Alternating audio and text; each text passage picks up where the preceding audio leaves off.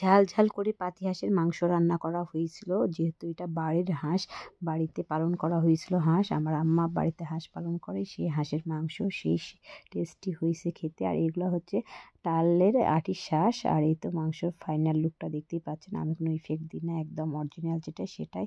Hey guys, আসসালামু আলাইকুম, সবার কী অবস্থা? আশা করি সবাই ভালো আছেন। আলহামদুলিল্লাহ আমিও ভালো আছি। তো কী অবস্থা সবাই? এই তো আমি প্রথমত আপনাদের সঙ্গে আজকে শেয়ার করছি আলু ভাজি কীভাবে তৈরি করবেন, পানি ছাড়াই আলু ভাজি। তো আমরা বাসায় আসলে কোনো রকম পানি দিই না, শুধু তেলের উপরেই আমরা হচ্ছে আলু ভাজিটা করে ফেলি, তেলটাও খুব বেশি একটা দিই না। এই যে আমরা প্রথমত একটা কড়াই নিয়েছি, এটা হচ্ছে লোহার কড়াই বলে। এই কড়াই আমরা প্রথমত শুধু দিয়েছি শুকনা মরিচ আর তেল, তারপরে দিয়ে দিলাম ধুয়ে রাখা সেই আলু, আর আলুতে দিয়ে দিলাম লবণ আর হলুদ গুঁড়ো।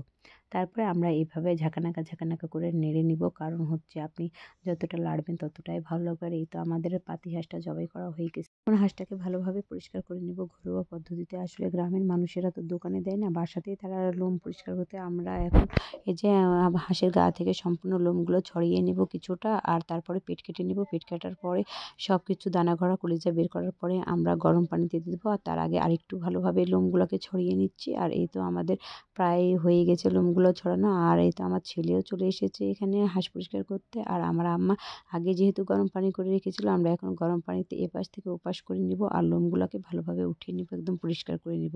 আর এই তো দেখতেই পাচ্ছেন আমাদের সে আলু ভাজিটা একদম ঝরঝরে আলু ভাজি, পানি ছাড়াই আমরা আলু ভাজি করতেছি। আর এরকম আলু ভাজি কে কে পছন্দ করেন অবশ্যই কমেন্টে জানাবেন, কার কার ভালো লাগে খেতে। আর এই তো আমরা হাঁসটাকে পরিষ্কার করে একদম পেট কেটে যেহেতু পুড়িয়ে নিয়েছি, আর এই তো দেখতেই পাচ্ছেন পুরানো হয়ে গেছে। এখন আমি ভালোভাবে এই হাঁসগুলোকে পিস পিস করে কেটে নিয়েছি। আর কেটে নেওয়ার পরে এই তো এতটুকু মাংস হয়েছে, মানে 1 কেজির উপরে ছিল মাংসটা। আসলে বাড়ির হাঁস তো এই জন্য একটু মাংসটাও বেশি হয়েছে। আপনি যখনই বাড়ির জিনিস জবাই করবেন তখনই একটু বেশি মাংস হবে। আর এই তো আমি প্রথমত কড়াইয়ে দিয়ে দিয়েছি পেঁয়াজ, শুকনা মরিচ এবং তেজপাতা দিয়ে দিয়েছি, দিয়ে আমি একটু নাড়ানাড়ি করতেছি। আর এই তো দেখতে পাচ্ছেন আমাদের হাঁস একদম পরিষ্কারভাবে ধোয়া হয়ে গেছে, আমি ভালোভাবে ধুয়ে নিয়েছি। আর এই তো এখন আমি সয়াবিনের তেল দিয়ে দিয়েছি। এর তেল দেওয়ার পরে একটু ঝাঁকানাকা করে নেড়ে নিলাম আর কি। আর পেঁয়াজটা যখন একটু লাল লাল হয়ে আসবে তখন আমি এখানে দিয়ে দিলাম রসুন বাটা, আদা বাটা এবং জিরা বাটা অ্যাড করে দিলাম। আর একটু পরে আমি পানি দিয়ে দিলাম, পানিটা দিয়ে আর কি আমি এখানে দিলাম মরিচের গুঁড়ো, হলুদ গুঁড়ো এবং লবণ। তারপরে আমি ভালোভাবে নাড়ানাড়ি শুরু করে দিব এখানে আর কি, মানে এটাকে পানির সঙ্গে মিশিয়ে নিব। আর পানি থেকে যখনই আপনার তেল ছেড়ে দিবে ততক্ষণ পর্যন্ত কষাবো। তারপরে আমি এলাচ, দারচিনি যা লাগে মশলা সবগুলো দিয়ে দিলাম। আর এই তো এইভাবে আমি এখন মশলাটাকে কষাবো। তো দেখতেই পাচ্ছেন এখন মশলা নিজে থেকেই হচ্ছে তেল ছেড়ে দিয়েছে। আর আমি এখন সব মাংসগুলো এখানে দিয়ে দিব। মাংসগুলো দেওয়ার পরে আমি আবারও ঝাঁকানাকা করে নাড়ানাড়ি শুরু করে দিব আর কি।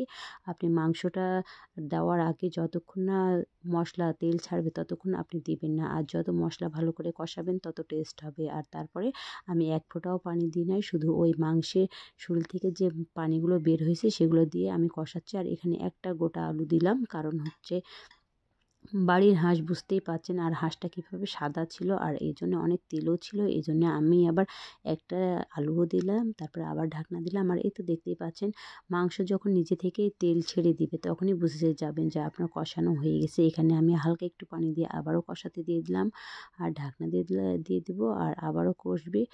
ভালোভাবে না কষালে আপনার হবে না। এখন অনেকেই বলতে পারেন যে ভিডিওটা কাঁপছে, আসলে আমি নিজেই ভিডিও করছিলাম, রান্না করছিলাম, এই জন্য এমন হয়েছে। আর এই তো আমি সেই আমার আম্মার সেই নতুন মাটির চুলাতে রান্নাটা করছিলাম আর কি।